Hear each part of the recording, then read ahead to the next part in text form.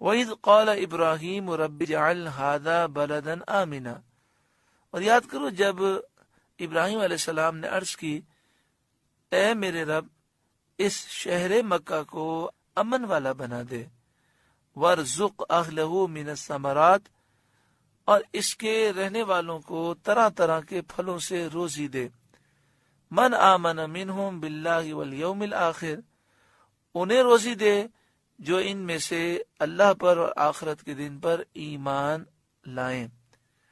قال ومن کفر، اللہ تعالیٰ نے فرمایا کہ میں روزی کافر کو بھی دوں گا اور مومن کو بھی دوں گا۔ ومن کفر فأمتعه قلیلا، اور جو کافر ہوا تھوڑا برتنے کو اسے بھی دوں گا، یعنی کچھ عرصے وہ دنیا میں فائدہ اٹھا لے گا۔ ثم اضطرہ الی عذاب النار، پھر اسے عذاب دوزخ کی طرف مجبور کر دوں گا۔ پتہ چلا کہ مکہ شریف کی جو برکتیں ہیں، یعنی جو رزق کی فراوانی ہے، یہ کافروں کو بھی حاصل ہوئیں اور مسلمانوں کو بھی حاصل ہوئیں۔ پھر جب اللہ تعالیٰ نے مکہ شریف کی فتح نصیب فرمائی اور مدینہ شریف اسلامی ریاست بن گئی، تو مکہ شریف اور مدینہ شریف کے حدود سے کافروں کو نکال دیا گیا، لیکن منافقین اس وقت موجود تھے، اور آج بھی ایسے لوگ موجود ہیں جو نبی کریم صلی اللہ علیہ وآلہ وسلم کے بے ادب ہیں، گستاخ ہیں، منافقین ہیں، لیکن وہاں رہتے ہیں۔ تو اب وہاں انہیں پھلوں سے روزیاں بھی ملتی ہیں، وہ وہاں کے فائدے بھی اٹھاتے ہیں، تو اس میں تعجب والی بات نہیں۔ اللہ تعالیٰ فرماتا ہے کہ جو یہاں رہ کر کفر کرے گا تو اسے تھوڑا برتنے دوں گا، اور پھر جہنم کا عذاب اس کا مقدر ہے، وَبِئْسَ الْمَصِيرُ، اور وہ بہت بری جگہ ہے پلٹنے کی۔ وَإِذْ قَالَ إِبْرَاهِيمُ رَبِّ اجْعَلْ هَذَا بَلَدًا آمِنًا وَارْزُقْ أَهْلَهُ مِنَ الثَّمَرَاتِ مَنْ آمَنَ مِنْهُمْ بِاللَّهِ وَالْيَوْمِ الْآخِرِ قَالَ وَمَنْ كَفَرَ فَأُمَتِّعُهُ قَلِيلًا۔ And remember when Ibrahim requested, O my Lord, make this city a sanctuary, and grant sustenance of various fruits to its residents, those who believe in Allah and the last day. He, Allah subhanahu wa ta'ala, said, and whosoever is a disbeliever will also let him take some benefit. Meaning, for some time the disbeliever will benefit in this world. ثُمَّ أَضْطَرُّهُ إِلَىٰ عَذَابِ النَّارِ، then I shall force him towards the punishment of the fire. It is clear that the blessings of Makkah al-Mukarramah, namely the abundance of provision, were granted to both disbelievers and Muslims. Then, when Allah subhanahu wa ta'ala granted the conquest of Makkah, and Medina became the center of the Islamic State, the disbelievers were expelled from the boundaries of Makkah and Medina. However, hypocrites existed at that time, and even today there are people who are disrespectful towards Rasulullah sallallahu alaihi wasallam and are hypocrites, yet they live there. They also receive provisions from its fruits and enjoy its benefits. There is nothing surprising in this, for Allah subhanahu wa ta'ala says that whoever remains there in disbelief will be allowed some enjoyment for a short while, and thereafter the punishment of hell will be his destiny. وَبِئْسَ الْمَصِيرُ، it is a most terrible place of return. وَإِذْ يَرْفَعُ إِبْرَاهِيمُ الْقَوَاعِدَ مِنَ الْبَيْتِ وَإِسْمَعِيلُ، اور جب ابراہیم علیہ السلام اس گھر کی بنیادوں کو اٹھا رکھے تھے، اور اسماعیل علیہ السلام بھی، حضرت ابراہیم علیہ السلام خانہ کعبہ کی تعمیر کر رکھے تھے اور اینٹیں اٹھا اٹھا کر حضرت اسماعیل دے رکھے تھے، اس وقت یہ دعا ان کی لبوں پر تھی، ربنا، اے ہمارے رب، تقبل منا، ہم سے اس خدمت کو، اس نیکی کو قبول فرما۔ کتنا پیارا درس ہے کہ جب بھی کوئی عبادت کی توفیق ملے، بندے کو بار بار یہ کہنا چاہیے، مالک تو قبول کر لے۔ انک انت السمیع العلیم، بے شک تو ہی سننے والا علم والا ہے۔ وَإِذْ يَرْفَعُ إِبْرَاهِيمُ الْقَوَاعِدَ مِنَ الْبَيْتِ وَإِسْمَاعِيلُ. Ibrahim alayhi salam was constructing the Kaaba, and Ismail alayhi salam was handing him the stones. At that time, this supplication was upon their lips. رَبَّنَا تَقَبَّلْ مِنَّا. O our Lord, accept from us. Accept this service and this good deed from us. What a beautiful lesson this is. Whenever a person is granted the ability to perform an act of worship, he should repeatedly say, My Lord, accept it. إِنَّكَ أَنْتَ السَّمِيعُ الْعَلِيمُ. Indeed, you are the all-hearing, the all-knowing. ربنا، اے ہمارے رب، یہ دعا آپ نے خانہ کعبہ کی تعمیر سے فارغ ہو کر فرمائی۔ ربنا، اے ہمارے رب، وَجَعَلْنَا مُسْلِمَيْنِ لَكَ وَمِنْ ذُرِّيَّتِنَا أُمَّةً مُسْلِمَةً لَكَ، اور ہمیں تو اپنے حضور گردن رکھنے والا بنا، اور ہماری اولاد میں سے بھی ایک گروہ تیرا فرما بردار بنا۔ ربنا، اے ہمارے رب، وجعلنا، اور ہمیں بنا، مسلمین لکا، تیرے حضور گردن جھکانے والا، ومن ذریتنا، اور ہماری اولاد سے بھی، امہ، ایک گروہ ایسا بنا، مسلمت لک، جو تیرے حضور گردن جھکانے والا ہو، تیرا فرما بردار ہو۔ وَأَرِنَا مَنَاسِكَنَا، اور ہمیں ہماری عبادت کے طریقے سکھا۔ یہاں مناسک سے ایک روایت کے مطابق حج کے مناسک مراد ہیں۔ جب آپ نے یہ دعا کی تو جبریل امین احرام باندھ کر آئے، حضرت ابراہیم علیہ السلام نے بھی احرام باندھا، اور پورا حج آپ نے فرمایا۔ وَتُبْ عَلَيْنَا، اور ہم پر اپنی رحمت کے ساتھ رجوع فرما، اِنَّكَ أَنْتَ التَّوَّابُ الرَّحِيمُ، بے شک تو ہی ہے بہت توبہ قبول کرنے والا مہربان۔ Then the following supplication was made after completing the construction of the Kaaba. رَبَّنَا وَجَعَلْنَا مُسْلِمَيْنِ لَكَ وَمِنْ ذُرِّيَّتِنَا أُمَّةً مُسْلِمَةً لَكَ.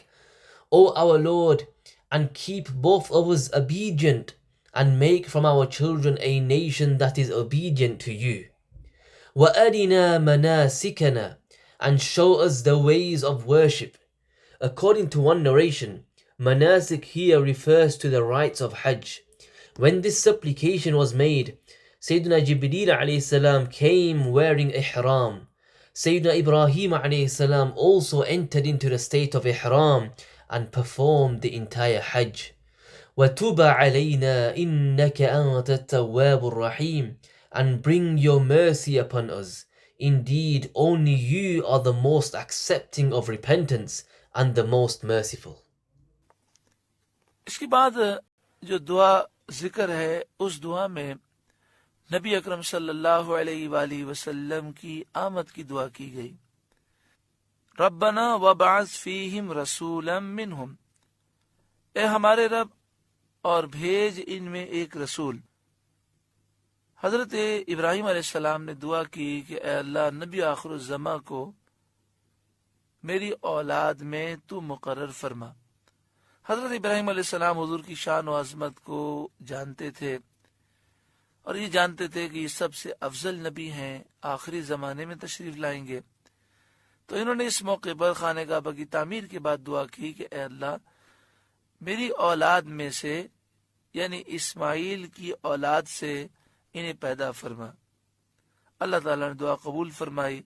حضرت اسماعیل علیہ السلام کی اولاد سے اور کوئی نبی نہیں ہے، صرف نبی اکرم صلی اللہ علیہ وآلہ وسلم کی ذات اقدس ہے۔ اور حضرت ابراہیم علیہ السلام کے دوسرے بیٹے حضرت اسحاق ہیں، ان کی اولاد سے کئی نبی تشریف لائے۔ حضرت اسماعیل علیہ السلام کی اولاد میں صرف سرکار دو عالم صلی اللہ علیہ وآلہ وسلم ہے، اور یہ دعا حضرت اسماعیل اور حضرت ابراہیم نے حضور ہی کے لیے کی۔ اسی لیے سرکار دو عالم صلی اللہ علیہ وآلہ وسلم نے ارشاد فرمایا، شرح السنہ حدیث نمبر 3626، نبی اکرم صلی اللہ علیہ وسلم نے فرمایا بے شک اللہ کے پاس میں اس وقت بھی آخری نبی لکھا ہوا تھا جب آدم علیہ السلام اپنی مٹی میں گندے ہوئے تھے، یعنی پیدائش کے مرحلے میں تھے، اور میں تمہیں اپنے معاملے کا آغاز بتاتا ہوں، میں ابراہیم کی دعا ہوں۔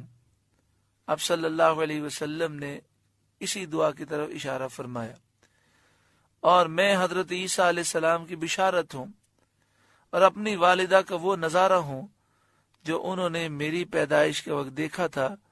اس وقت ان کے سامنے ایک ایسی چمکتی دمکتی روشنی ظاہر ہوئی تھی جس کی وجہ سے شام کے محلات ان کے لیے روشن ہو گئے تھے۔ After this comes a supplication in which the coming of the Prophet sallallahu alaihi wasallam was prayed for. رَبَّنَا وَبَعَثْ فِيهِمْ رَسُولًا مِّنْهُمْ. O our Lord, and send within them a messenger from among them. Sayyidina Ibrahim alayhi salam supplicated, O Allah, appoint the final prophet from my descendants. Sayyidina Ibrahim alayhi salam knew the rank and greatness of the Prophet sallallahu alaihi wasallam, and knew that he sallallahu alaihi wasallam would be the greatest of all prophets and would appear in the final age. Therefore, after construction of the Kaaba, he supplicated, O Allah, bring him sallallahu alaihi wasallam forth from my descendants, meaning from the descendants of Sayyidina Ismail alayhi salam. Allah subhanahu wa ta'ala accepted this supplication. No prophet came from the descendants of Sayyidina Ismail alayhi salam except for the Prophet sallallahu alaihi wasallam. Sayyidina Ibrahim alayhi salam's other son was Sayyidina Ishaq alayhi salam, from whose descendants many prophets appeared. However, from the descendants of Sayyidina Ismail alayhi salam, only the Messenger of Allah sallallahu alaihi wasallam was sent. This supplication was made by both Sayyidina Ismail alayhi salam and Sayyidina Ibrahim alayhi salam for the Prophet sallallahu alaihi wasallam. Therefore, it is reported in a hadith in Sharh Sunnah, hadith number 3626, that the Prophet sallallahu alaihi wasallam said, Indeed, I was written with Allah as the final prophet whilst Adam was still in the stage of being formed from clay. And I shall inform you of the beginning of my affair. I am the supplication of Ibrahim, the glad tidings of Isa, and the vision that my mother saw at the time of my birth. أو كما قال عليه الصلاة والسلام. The Prophet sallallahu alaihi wasallam was referring to this very supplication. He sallallahu alaihi wasallam further said that he sallallahu alaihi wasallam was the glad tidings of Sayyidina Isa alayhi salam, and the vision seen by his sallallahu alaihi wasallam's mother at the time of his birth, sallallahu alaihi wasallam, when a radiant light appeared before her by which the palaces of Syria became illuminated. عرض کی اے مالک، ان میں ایک ایسا رسول بھیج جو انہی میں سے ہو، یعنی پیارے آقا صلی اللہ علیہ وسلم، یتلو علیہم آیاتک، جو ان پر تیری آیتیں پڑھیں، وَيُعَلِّمُهُمُ الْكِتَابَ وَالْحِكْمَةَ، اور انہیں تیری کتاب سکھائیں اور پختہ علم سکھائیں، یعنی احادیث طیبہ کا علم دیں، قرآن کی تفسیر انہیں سمجھائیں، وَيُزَكِّيهِمْ، اور انہیں خوب ستھرا فرما دیں، اِنَّكَ أَنْتَ الْعَزِيزُ الْحَكِيمُ، بے شک تو ہی ہے غالب حکمت والا۔